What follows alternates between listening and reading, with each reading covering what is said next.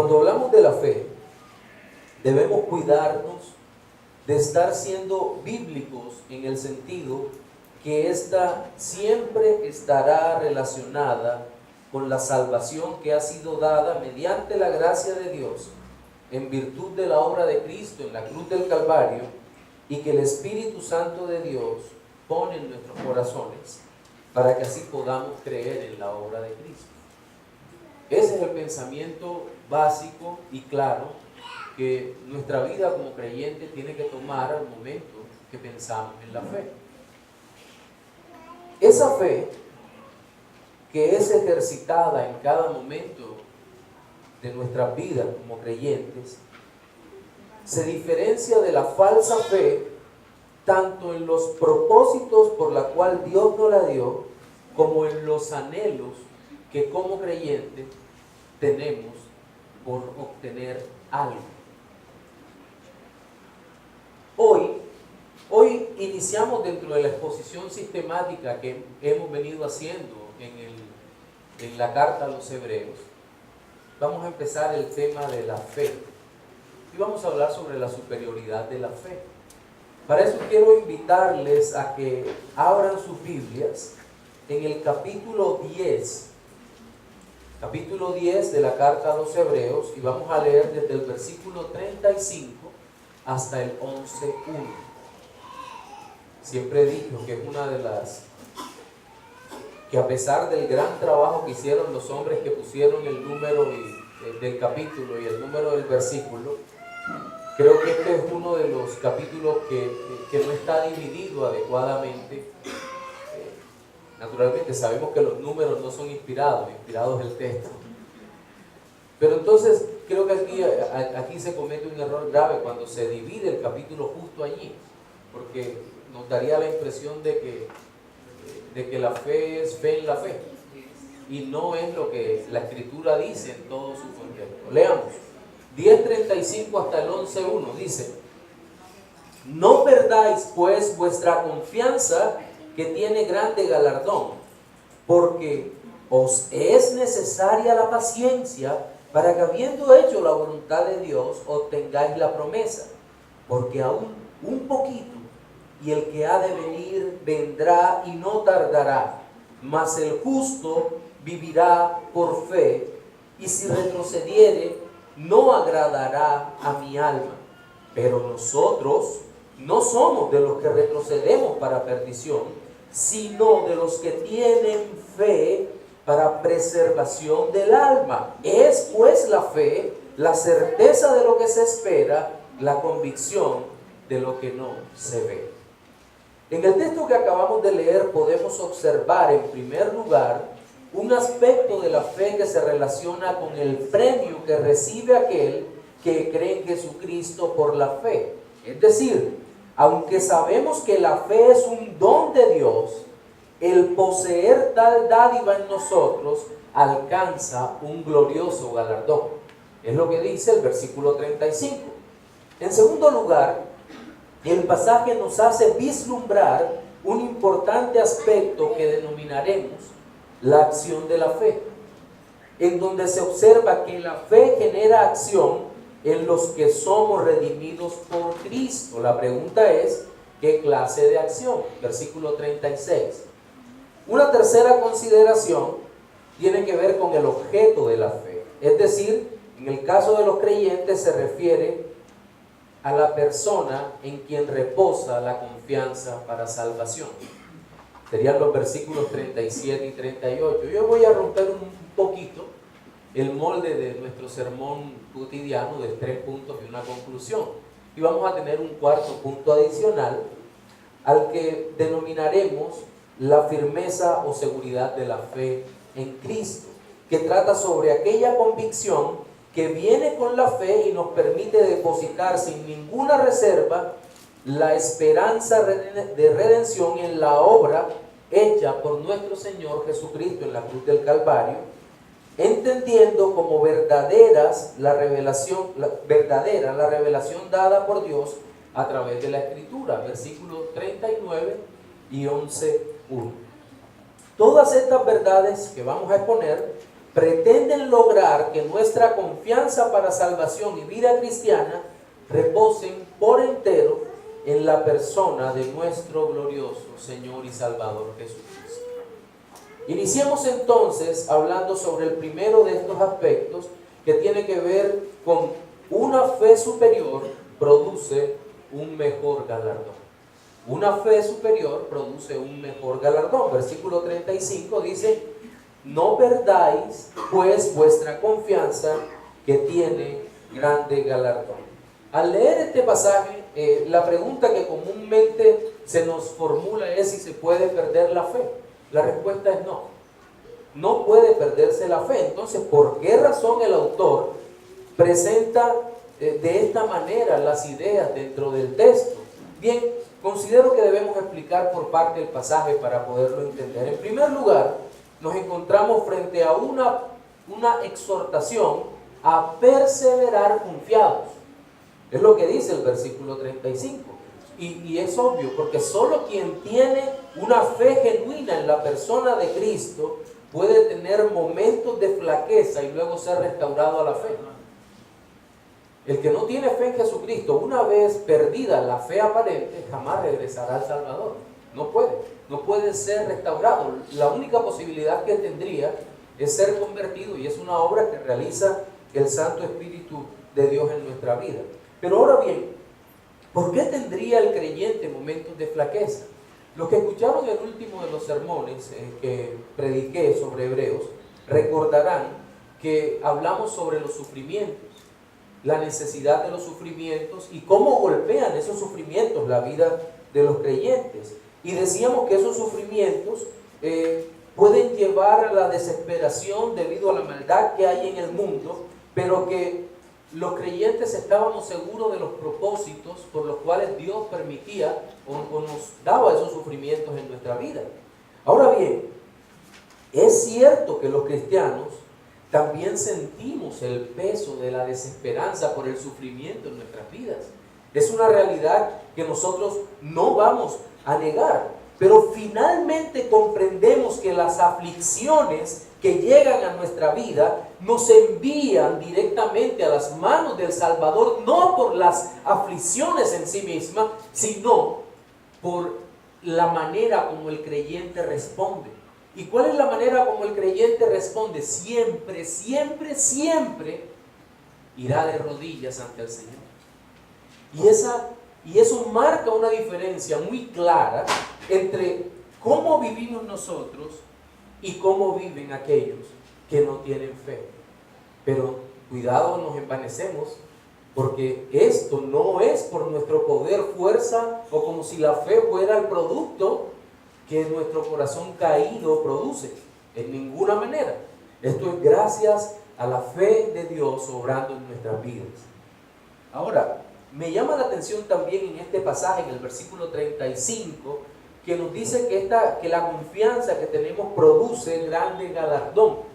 ¿Cómo así que produce grande galardón? Pues bien, me gustaría dividir un poco, por razones didácticas más que otra cosa, por razones prácticas, esto del grande galardón, cuando lo miramos con relación a la fe en los dos pactos, la fe en el antiguo pacto y la fe en el nuevo pacto.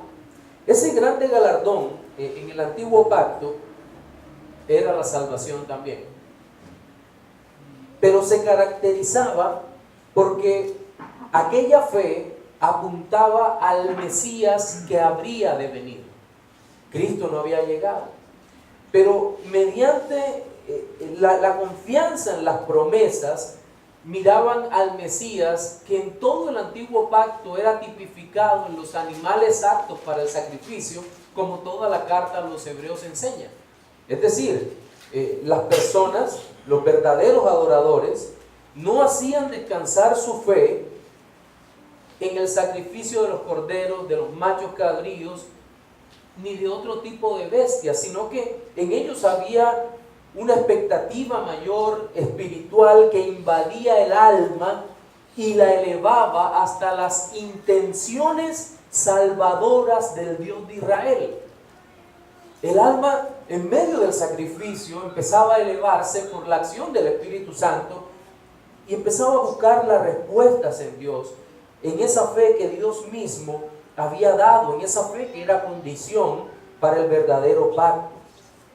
Ahora, lastimosamente, muchos de aquel antiguo pacto perdieron la perspectiva divina y empezaron a desviarse de la verdadera fe, convirtiéndola en una compleja observancia de principios formales, irreflexivos y sin poder espiritual, que se limitaba simplemente a cumplir con toda la práctica exterior de aquel viejo pacto. Esa concepción, naturalmente, era realizada con convicción en los corazones de aquellos hombres para tratar de ganar la salvación que la ley realmente no podía dar. Ahora bien, en el antiguo pacto decíamos que el premio, el galardón era la vida eterna, pero solo y solo si por fe se miraba al Mesías que habría de venir. Eso cambia totalmente en el Nuevo Testamento, en el Nuevo Pacto, porque en el Nuevo Pacto la fe, y voy a decirlo con mucho cuidado, la fe es superior. Alguien me dirá, la fe es siempre la misma. Un momento. Sí, el don es el mismo. Pero ¿por qué la fe, pues podemos decir con confianza que es superior? Porque la fe nuestra ya no mira en la posibilidad del cumplimiento de una promesa de la venida del Mesías, sino que mira hacia atrás y ve a Cristo, al Cristo que ya vive, al Cristo que murió en la cruz, al Cristo que vivió la vida perfecta y ante todo aquel que se levantó entre los muertos y ha prometido darnos vida eterna. Por lo tanto, nuestra fe descansa en la superioridad del nuevo pacto en Cristo Jesús por su sangre. Entonces, en ese sentido, nuestra fe es mucho más segura. Y creo que una aplicación aquí es necesaria, y es que cuando predicamos el Evangelio de Cristo, nuestras promesas a los que escuchan el Evangelio ya no es del Cristo que vendrá o que tal vez pueda hacerlo en tu vida. No, nosotros podemos predicar efectivamente al Cristo que murió en la cruz, que resucitó de entre los muertos y que llama al arrepentimiento a todo aquel que escucha el Evangelio. Y tenemos la confianza de que, creerán aquellos que Dios abra el corazón para que crean. Y eso es una gloriosa fe en una gloriosa promesa. Ahora, en segundo lugar, nos vamos a ocupar de exponer en nuestro sermón lo que he llamado una fe superior produce mejores obras. Versículo 36. Dice, porque es necesario la paciencia, para que habiendo hecho la voluntad de Dios, obtengáis la promesa. Se da cuenta que se va repitiendo el tema de la fe y la salvación, la fe y el galardón, se va repitiendo continuamente en el texto. Primero confianza, para hablar de fe, confianza, paciencia, salvación, y luego aquí viene paciencia, salvación nuevamente, se van repitiendo de una manera hermosa. Y es que en toda la Escritura, la salvación es presentada como lograda por Cristo para la gloria de Dios Padre, alcanzando por la gracia a un pueblo que Él había amado desde antes de la fundación del mundo. No obstante, la fe es el instrumento provisto para el Señor para tomar el don divino, es decir, lo que los teólogos llaman una fe instrumental. Dios nos provee la herramienta para que podamos tomar la salvación. La fe que da Dios es una fe única, particular, y tiene efectos tanto en esta vida como en la venidera. Efectos porque sabemos que la fe no nos acompañará a la vida eterna, porque no será necesario tan hermoso don que sí necesitamos hoy, ¿verdad? Como cantamos en aquel himno, la fe tornaráse en feliz realidad. Sí, entonces, por esa razón podemos decir que mediante la fe tomamos la salvación y hasta el momento en que el Señor permita que siga en nuestra vida. Y esa fe es dada por Dios y es una fe verdadera. Pero debemos tener muchísimo cuidado porque aquí nos vamos a encontrar con todo aquello que nos invita a creer en que Dios puede darnos cosas que no tienen mucha relación con la salvación. Es cierto que Dios puede darnos cosas que no tienen ninguna relación con la salvación, pero eso es una desviación de la verdadera fe, pues son cosas añadidas a nuestra vida en virtud de la búsqueda que tiene el hombre piadoso cada día de depender de Dios. Dios sabe que tenemos necesidad de alimentos, ropa, transporte, vivienda y tantas cosas, pero que en realidad cuando la pesamos con la vida eterna, frente a la vida eterna, no son de mucho valor. Sí, las necesitamos, pero cuando la comparamos con la vida eterna no tienen mucho valor, y la fe no puede ser usada simplemente para la obtención de esas cosas. Y es por eso que, si usted se da cuenta, en este versículo que acabamos de leer, nos habla de una paciencia necesaria, y luego dice, para que haciendo la voluntad de Dios, obtengáis la promesa. Entonces, lo primero que debemos considerar dentro de esta fe es la paciencia y su relación con la fe. Recuerden que la paciencia eso es parte del fruto que Dios da al creyente. Más el fruto del Espíritu es amor, paz, gozo, paciencia. Por ahí está metida la paciencia. Es parte de ese fruto. Los teólogos, tanto cristianos como católicos, han hablado de la paciencia como parte de una virtud, ¿verdad? Pero en todo caso es un don que el Señor nos da a los redimidos para que podamos esperar en Él. ¿Pero esperar qué? Esperar la consumación de la salvación. Esperar a Cristo. Ahora, esa paciencia nos ayuda a perseverar en la gracia, pero en el texto que leímos dice que es necesaria la paciencia para que, habiendo hecho la voluntad de Dios, obtengáis la promesa. Esa paciencia nos ayuda a cumplir con lo que Dios ha ordenado que nosotros debemos cumplir, es decir, la ley de Dios. La paciencia nos lleva a cumplir la ley de Dios. Sí, miren, ahora esto nos conduce a un terreno que no vamos a evadir, porque no es necesario evadirlo, y es el terreno de las obras. ¿Pero qué tipo de obras? Obras para creyentes, hechas conforme a la voluntad de Dios.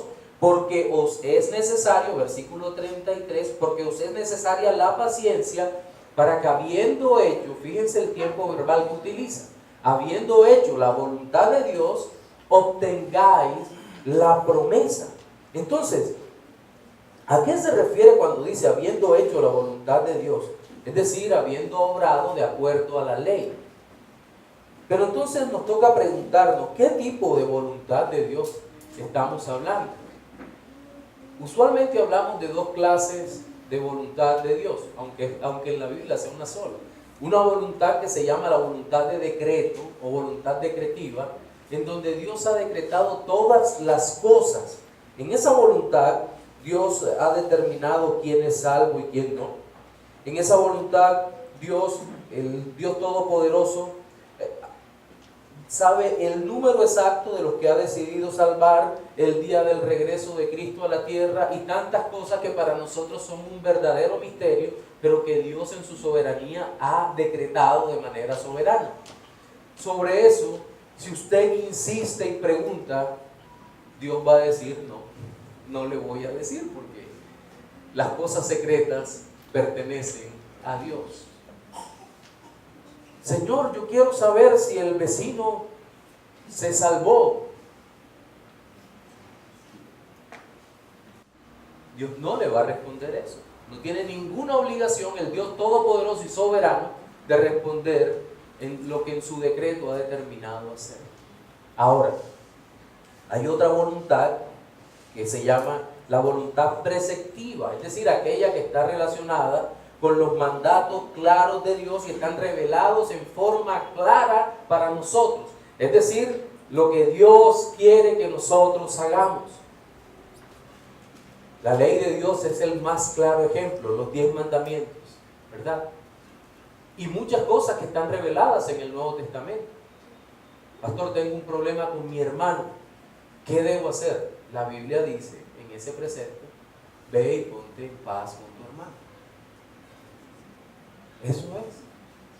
¿Por qué vamos a preguntar lo que ya Dios nos ha dicho? Simplemente hagamos. Es aparentemente sencillo, pero son los preceptos que Dios ha dado. Esta voluntad es a la que se refiere este texto en la carta a los Hebreos. Ahora, entiendo que alguien podría preguntar: ¿y por qué esa voluntad de Dios no es que creamos? Porque el creer no se toma como obra, y porque la salvación no es por obras. Si la fe fuera una obra, seríamos salvos por obras. Pero nosotros no somos salvos por obras, sino que somos salvos por gracia mediante la fe en Jesucristo nuestro Señor. Y creo todo esto que apunta es a la voluntad de precepto o al mandamiento que Dios nos da, porque en toda la carta a los Hebreos nos ha venido recalcando el escritor inspirado la obligación que tenemos de cumplir la ley, no para salvación, sino por el hecho de que ya somos salvos. Eso es lo que nos está diciendo. Ahora, cuando relacionamos las obras con la salvación, no podemos dejar de aclarar lo mismo que hemos venido diciendo, porque la Biblia lo advierte. Y como decía el apóstol Pablo: para mí no es molesto repetirle las mismas cosas, y para vosotros es seguro que la salvación es por gracia. Por gracias, no por obras.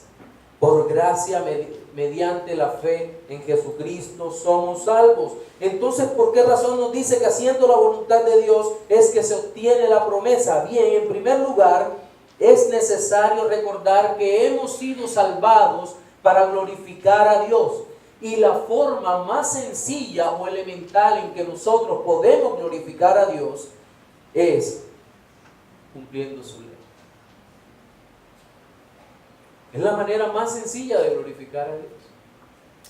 Dios no le va a decir que se ponga un traje de ardilla, busque una montaña altísima y se arroje al vacío. No. ¿Saben cuáles son los trajes de ardilla? Esos que van volando con una especie de ala acá. En fin, ya varios han terminado con su vida tontamente por volar como ardilla siendo humanos. Pero Dios no le va a pedir eso. Dios le va a decir que cumple la ley. Señor, soy salvo por gracia, sí. Pero todo salvo por gracia debe andar en las obras que Dios preparó de antemano para que andemos en ellas. Hay una relación maravillosa, íntima, entre la salvación, la voluntad de Dios y la santidad. Y eso es lo que dice la Escritura. Ahora, creo que una segunda aplicación es necesaria en esta parte. Y es que para el creyente no existe algo así como una salvación por gracia y alejada de la santidad bíblica. Lo que el mundo llama moralidad no puede seguir siendo igual en la vida de un creyente en Jesucristo, pues la muerte del Cordero no solamente permite la imputación de nuestra justicia, que era desastrosa, a Cristo, nuestro pecado a Cristo, y la imputación de la justicia perfecta de Cristo en nuestra vida, es decir, el cambio o sustitución que recibimos en la expiación. No solamente permite que seamos declarados justos en virtud de la sangre de Cristo, sino que también, cuando ocurre el milagro de la salvación en nuestras vidas, por la muerte del Cordero, por su sangre derramada, es renovada nuestra mente. Somos regenerados, de tal manera que el Espíritu Santo de Dios transforma nuestra mentalidad y cambia nuestra vana manera de pensar. Dejamos de pensar en las banalidades del mundo, o por lo menos ya empezamos a luchar contra el pensamiento vano que traemos del mundo, y empezamos a vivir de tal manera que deseamos agradar al Señor con nuestra vida. Y eso es una de las más gloriosas, pero más gloriosas acciones que el Santo Espíritu de Dios hace en nuestra vida. En tercer lugar, debemos decir que una fe superior descansa en un mejor Salvador. Y esto sí conmueve nuestra alma hasta lo más profundo. Dice el versículo 37 y el 38, porque aún un poquito, y el que ha de venir vendrá y no tardará, mas el justo vivirá por fe, y si retrocediere, no agradará a mi alma. Es claro que este texto se refiere a Cristo y lo podemos decir de manera dogmática, pero no quiero hacerlo de manera dogmática. Quiero mostrar por la Escritura y refugiarme en la seguridad de las Escrituras para demostrar que está hablando de Cristo. Lo primero que debemos tener en cuenta es que este pasaje tan maravilloso, que creo que empieza aquí en 10:35, se va cerrando en 12:2. Y en 12:2, donde la idea termina, dice de esta forma, y todos lo conocemos o lo hemos escuchado en algún momento: puestos los ojos en Jesús, el autor y consumador de la fe, el cual por el gozo puesto delante de él sufrió la cruz, menospreciando el oprobio, y se sentó a la diestra del trono de Dios. Creo que allí cierra toda la idea. Es decir, la manera como los hijos de Dios vivimos en el mundo es con una clara expectativa del pronto regreso del Señor. Y no me refiero únicamente a los momentos difíciles que vivimos en la tierra, cuando todo pareciera ir en contra de nosotros, de lo que creemos, de lo que Cristo ha hecho en nuestras vidas, de lo que Cristo nos ha ordenado, y pareciera que la sociedad impía toda se levanta contra nuestra forma de pensar, de vivir, incluso de amar en Cristo.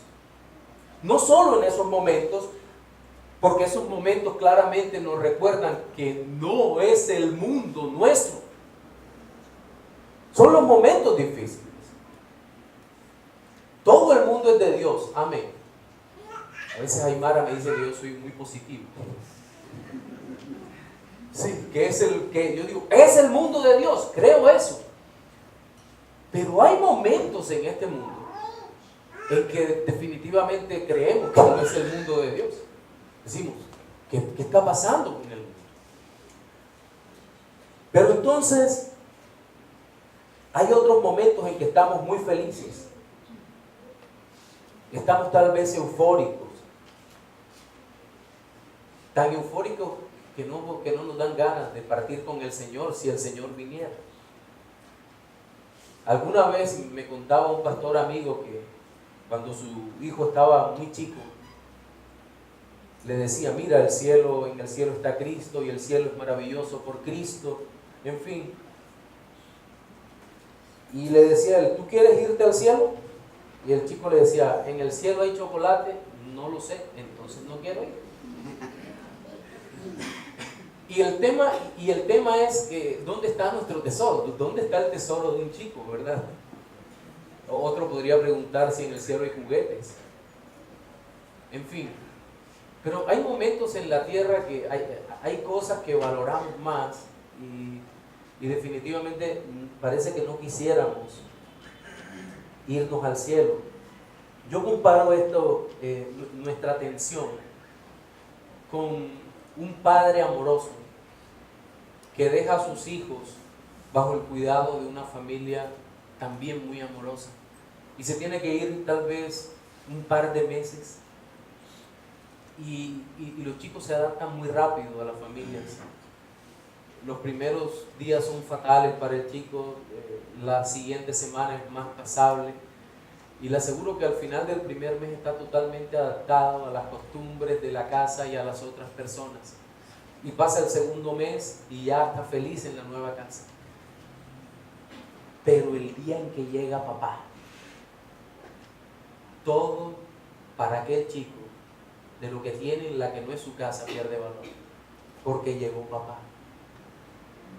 Nosotros, mis amados hermanos, estamos en un mundo muy cómodos muchas veces. En los mejores momentos estamos muy cómodos. Tal vez las personas nos atienden con cierta amabilidad. Los hermanos nos aman a pesar de nosotros mismos y nuestros defectos. Y nosotros amamos a los hermanos. Pero el día en que veamos a Cristo descendiendo en una nube, ese día todo el mundo perderá su valor para nosotros. Y ese día lo único que desearemos es estar postrados ante Él de rodillas y diciendo: gloria a ti, Cordero de Dios, porque me has redimido para tu gloria, para honra y alabanza de tu nombre. Ese día, ese es el día glorioso que nosotros esperamos en Jesús. Y es un día seguro, es lo que dice el texto. Porque aún un poquito, y el que ha de venir vendrá, y no tardará. Un poquito y el que ha de venir vendrá. La venida de Cristo es tan segura como el sol que salió ayer, 20 de agosto de 2016, día bastante caluroso. Salió el sol, nadie lo puede negar, ni siquiera un postmoderno. No pueden negar, salió el sol. La venida de Cristo es tan segura como que ayer estuvimos vivos. Pero no quiero usarlas o basarme únicamente en esto. La venida de Cristo es segura porque Él lo dijo que vendría. Esa es la máxima seguridad que podemos tener, porque Dios jamás miente, porque Cristo jamás miente. Él mismo prometió que regresaría y podemos citar muchos textos, pero solamente voy a hacerlo con uno. Y si me fuere y os preparare lugar, vendré otra vez y os tomaré a mí mismo, para que donde yo estoy, vosotros también estéis. Juan 14:3. Qué hermoso texto. Pero también sabemos que regresará, porque solo su regreso puede hacer justicia sobre la tierra. Verdadera justicia. Nos quejamos, en la tierra no hay justicia, los malos hacen siempre lo malo y no les pasa nada. Alguien decía con relación a las cámaras de seguridad en nuestras ciudades colombianas: qué bonito, porque ahora vemos cómo atracan los ladrones. No hay justicia. Y el tema de que no hay justicia solo puede ser resuelto por Cristo. Segunda Timoteo 4:1 dice: te encarezco delante de Dios y del Señor Jesucristo, que juzgará a los vivos y a los muertos en la manifestación de su reino. Solamente habrá justicia cuando Cristo venga, y por eso es segura su venida, porque Él es Dios de justicia. Pero el texto no se queda ahí, sino que podemos ver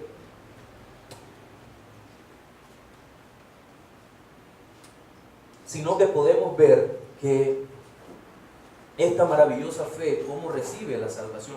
Porque aún un poquito, y el que ha de venir vendrá y no tardará, mas el justo vivirá por fe, y si retrocediere no agradará a mi alma.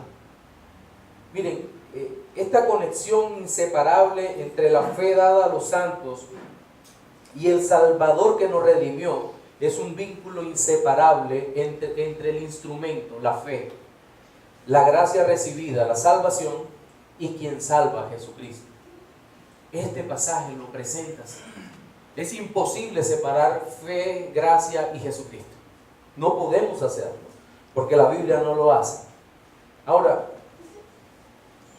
entendemos que en esta declaración hay un recuerdo para el creyente de lo que es el Evangelio de Cristo. El Evangelio está presentado, condensado de manera rápida en esos dos breves textos, en 37 y 38.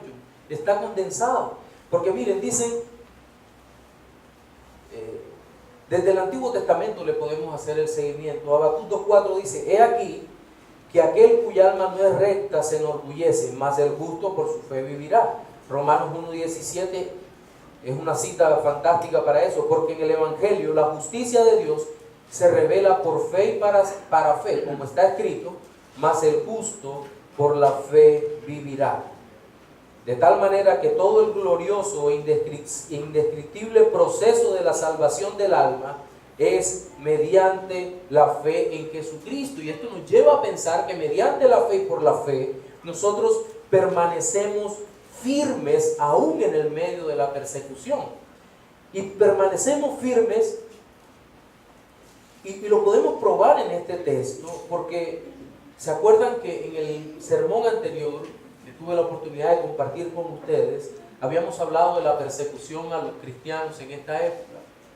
Y lo más terrible de la persecución era que los obligaban a negar su fe, si fuera a través del despojo de sus bienes, que lo habíamos entendido, lo habían sufrido con gozo, entendiendo que tenían una mejor herencia en los cielos, o mediante la muerte.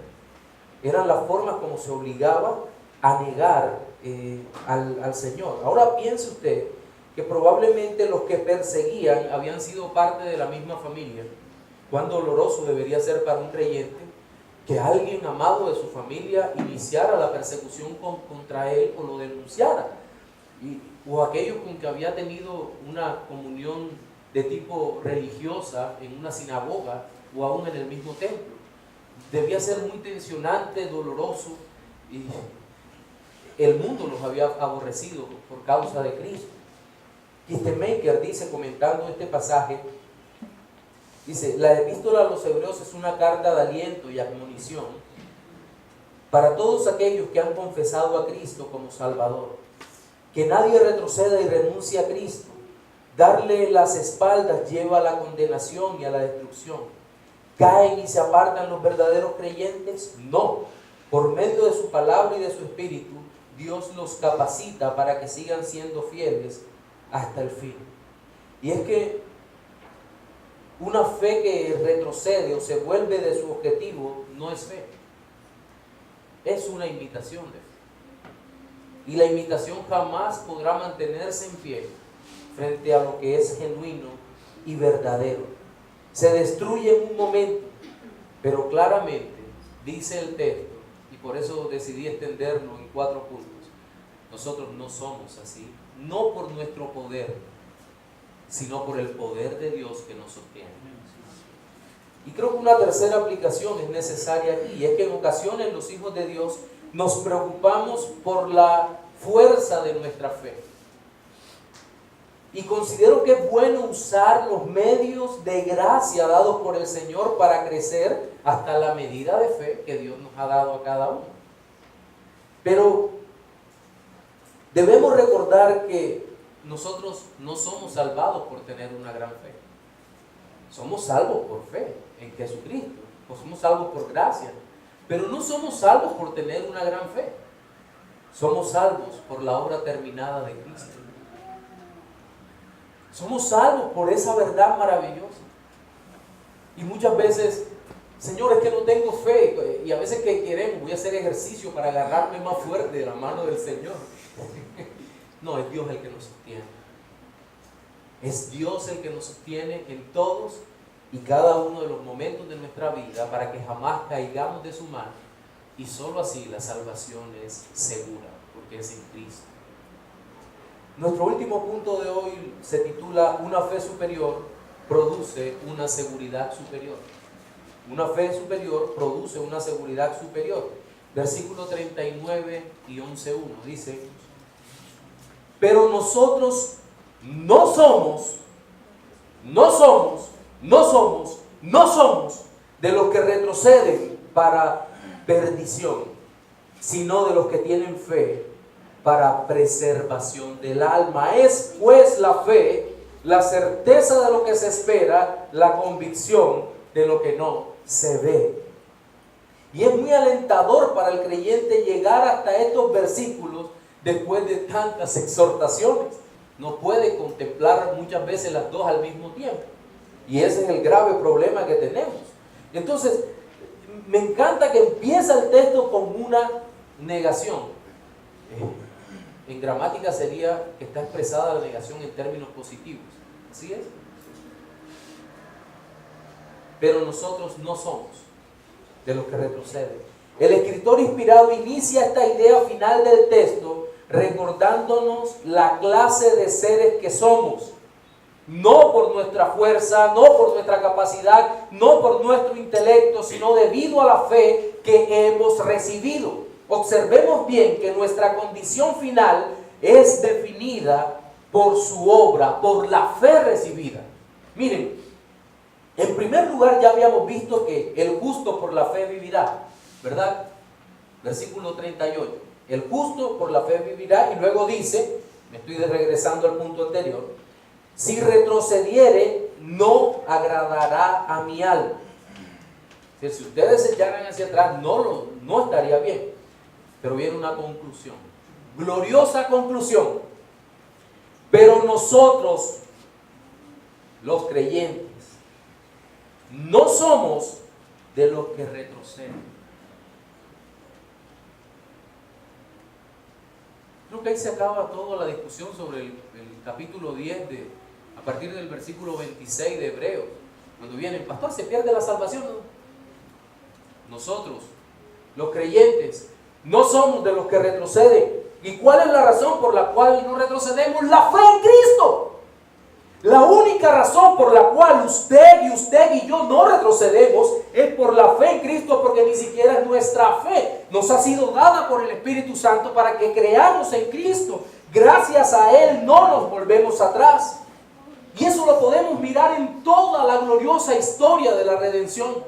Podemos mirar a Job, el primer patriarca. Jamás retrocedió, y no me atrevo a decir de sus convicciones, sino de su fe. Jamás retrocedió. Y luego Abraham, Isaac, Jacob, y podemos saltar hasta Moisés, Josué, y pasamos por todos los reyes, por David. Y luego podríamos mirar a hombres como Ezequías, Asa, Josías, reyes que hicieron todo para la gloria de Dios. ¿Y por qué no retrocedieron? Por la fe en Cristo, por la fe que una vez le fue dada a los santos, y luego llegaríamos al Nuevo Testamento y observamos a cada uno de los apóstoles. ¿Y por qué no retrocedieron? Por la fe en Jesucristo, el don sobrenatural que les fue dado. Y no solo eso, podemos dejar la gloriosa revelación allí que nos ilumine siempre y entrar a la historia donde el Señor también es Rey. Y vamos a ver la historia de los mártires. No retrocedieron, ¿por qué? Por la fe. Y más adelante, los reformadores, ¿por qué no retrocedieron? Por la fe. Y hoy en día, ¿por qué no retroceden los miles de cristianos que se encuentran en medio de musulmanes y no niegan a Cristo? Por la fe. ¿Por qué no retroceden los hermanos perseguidos en Corea del Norte? Por la fe. Cuando los gobiernos totalitarios les tratan de quitar la escritura, ¿por qué no retroceden los que son perseguidos por el Boko Haram o por el Estado Islámico? Por la gloriosa fe, la inmutable fe que Dios ha puesto en nuestros corazones, de tal manera que hoy tenemos en nosotros una fe indestructible, gloriosa, eterna, con la cual abrazamos a Cristo para preservación del alma. Esta fe nos permite perseverar. Pero nosotros no somos de los que retroceden para perdición, sino de los que tienen fe para preservación del alma. Es un don sobrenatural, un poder sobrenatural que reposa en nosotros. Pero una vez recibido, el Señor ha prometido no retirarlo hasta que sea consumada la salvación, hasta que estemos en su presencia y lo veamos cara a cara, hasta que podamos ver a Cristo. Miren, nosotros avanzamos hacia la meta del supremo llamamiento en Cristo, y nuestro anhelo es verle. Y los que ya pasamos de 40, aunque yo parezca de menos, y los que ya pasamos de esta edad, vemos como que cada vez se acerca más rápido el día que nos encontraremos con el Señor. Lo sabemos, es evidente para nosotros que un día estaremos delante del Señor, y se hace cada vez más palpable, y a veces produce una emoción que No alcanzamos a imaginar, tal vez los más jóvenes no sientan esa tensión porque los días corren tal vez más lentos para ellos. Pero el hecho es que los años pasan a una velocidad vertiginosa. Y un día glorioso, nuestro Señor Jesucristo va a regresar para darnos la totalidad de la promesa que ya recibimos mediante la fe en Jesucristo. Y será un día maravilloso para nuestra vida. Y esa fe en Cristo, que se renueva en la esperanza de Cristo, produce seguridad en nuestra alma. Me gusta cómo cierra el versículo 1. Dice, es pues la fe. Esto no es una definición de fe, porque la fe tiene que estar centrada en Cristo, ¿verdad? Pero en el contexto entendemos que está centrada en Cristo. Es pues la fe, la certeza de lo que se espera, la convicción de la que no se ve. Y creo que esto está más relacionado con la seguridad de la fe en Cristo que de la fe misma. ¿Por qué? Porque nos habla de una asombrosa seguridad, nos habla de la certeza. No es un pensamiento circular que empieza en mí y termina en mí, o comienza en usted y termina en usted. No es ese pensamiento, no es la autosugestión o el pensamiento positivo de que me convenzo que sucederá. No, no es así. Aquí se trata de que la fe dada por Dios regresa a Dios. La fe que Dios nos dio para que creamos en Él, necesariamente regresará al Señor. Por eso cantamos, por fe contemplo redención, la fuente carmesí. Por eso lo cantamos. Por esa es la razón de nuestra seguridad. Y hay una última aplicación, y es una pregunta que todo creyente debe hacerse. ¿En quién descansa mi fe? Esta es la base de toda nuestra seguridad. Y por supuesto, el inicio del camino de la verdadera piedad personal con la que se puede glorificar a Dios. En nuestro sermón dominical de hoy observamos 4 aspectos relacionados con la mejor fe en el nuevo pacto. Fueron ellos: una fe superior produce un mejor galardón, versículo 35. Segundo, una fe superior produce mejores obras, versículo 36. Tercero, una fe superior descansa en un mejor Salvador, versículos 37 y 38. Y cuarto, una fe superior produce una seguridad superior, versículos 39 hasta el 11:1. Reflexiones finales para los no creyentes. Amigo, es tiempo de suplicar a Dios que te conceda las 2 cosas más grandes que te puede dar hoy. Una es el arrepentimiento, para que puedas entender tu maldad y tu pecado. Y una vez entendiendo esto, que te conceda la fe para creer en Jesucristo y ser salvo. Solo así podrás disfrutar verdaderamente la vida eterna desde el mismo momento en que el Señor te la concede. Para los creyentes, amados, nuestra fe debe ser continuamente estimulada mediante el uso de esos medios gloriosos de gracia, y de esa manera podamos seguir siendo perfeccionados dentro de esta salvación tan grande que Jesús nos ha regalado. Este regalo glorioso debería producir una continua adoración del Dios que nos da la fe y mediante esta nos salva en Jesucristo. Amén.